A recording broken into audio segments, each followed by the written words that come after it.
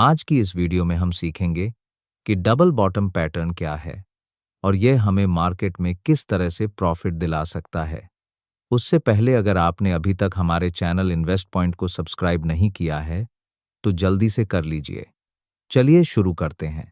Market में एक short term down trend के बाद प्राइस पहली बार लोअर लेवल से सपोर्ट लेकर ऊपर आती है, मगर सेलर्स प्राइस को एक बार फिर से नीचे पुश करते हैं।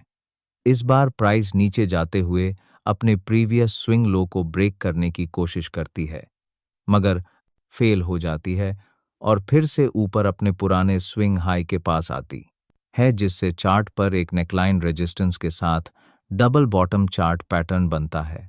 इस पैटर्न में प्राइस दो बार लगभग एक जैसे लोअर लेवल से रिवर्स करती है, जिससे यहाँ दो बॉटम पॉइंट बनते हैं, इसलिए इसे डबल बॉटम पैटर्न कहते हैं।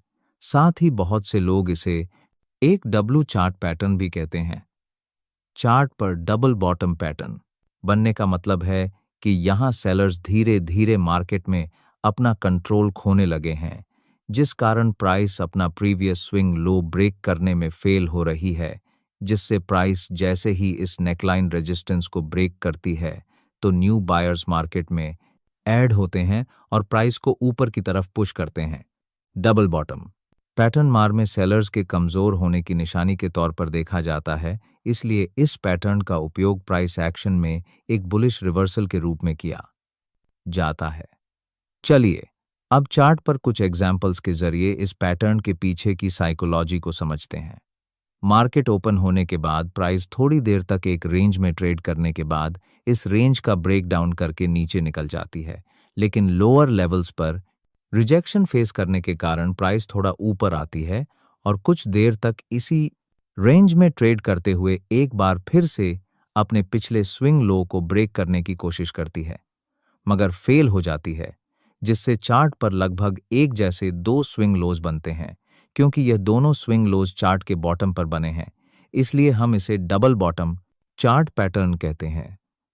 यहाँ चार्ट पर इस पॉइंट के पास सेलर्स की जो स्ट्रेंथ थी वह अभी कम हो गई है, इसी वजह से प्राइस इस स्विंग लो को ब्रेक करने में फेल हो चुकी है। चलिए अब यह पैटर्न चार्ट पर क्यों बना है और इसके पीछे की साइकोलॉजी क्या है, यह समझने की कोशिश करते हैं। यहाँ चार्ट पर दिन के ओपनिंग के बाद लॉन्ग विक कैंडल बनती है। प्राइस कुछ देर तक इसी कैंडल की रेंज में ट्रेड करने के बाद इसे ब्रेक करके नीचे जाती है। इसका मतलब यहाँ सेलर्स प्राइस को नीचे की तरफ ले जाने में इंटरेस्टेड है, लेकिन लोअर लेवल से प्राइस रिजेक्शन फेस करते हुए इससे पहले प्राइस ने जहां से इस लेवल को ब्रेक किया था, एक बार फिर से उसी डैक ताद लेवल के पास आकर चार्ट पर एक twist top candle stick pattern बनाती है, जो कि एक बेरिश रिवर्सल का सिग्नल होता है। अब यहाँ प्राइस नीचे से पुल बैक लेकर इस लेवल से रेजिस्टेंस फेस करते हुए फिर से नीचे जाएगी। इस उम्मीद में कुछ रिटेल ट्रेडर यहाँ इस स्विंग लो का ब्रेक होने का इंतजार नहीं करते और शॉर्ट ट्रेड एंट्री करने लगते हैं। प्राइस कुछ देर तक नीचे जाती है, मगर अपने प्रीवियस स्विंग लो को ब्रेक करने में फेल हो जाती है और फिर से ऊपर अपने स्विंग हाई के पास वापस आती है। अब इस पूरे प्राइस एक्शन से चार्ट पर दो बॉटम बनते हैं और ऊपर की तरफ एक नेकलाइन रेजिस्टेंस बनता है। यहाँ जितने भी सेलर्स मार्केट में ऐड हुए हैं उनके लिए यह नेकलाइन आखिरी रेजिस्टेंस की तरह काम कर रही है, क्योंकि इसके ऊपर इन सभी सेलर्स के स्टॉप लॉस लगे हैं। जैसे ही प्राइस इस लेवल से ऊपर निकलने की कोशिश करेगी तो यह सेलर्स पैनिक में आकर अपनी पोजीशन से एग्जिट कर सकते हैं। सेलर्स को कमजोर होता हुआ देखकर बायर्स लोअर लेवल से प्राइस जैसे ही इस लेवल से नेकलाइन को एक स्ट्रांग बुलिश कैंडल से ब्रेक करती है तो लॉन्ग ट्रेड एंट्री करने लगते हैं।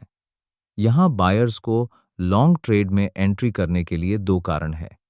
अगर आप यहाँ इन सभी हायर लोज को कनेक्ट करते हुए एक ट्रेंड लाइन को ड्रा करेंगे तो यहाँ मार्केट ऑलरेडी इस ट्रेंड लाइन को ब्रेक किया है, साथ ही प्राइस ने इस ट्रेंड लाइन को ब्रेक किया है, नेक लाइन को एक बुलिश कैंडल से ब्रेक किया है।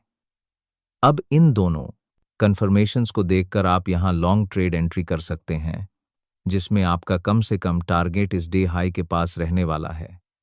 यहाँ हमारे स्टॉप लॉस के मुकाबले हमारा टारगेट बहुत बड़ा है।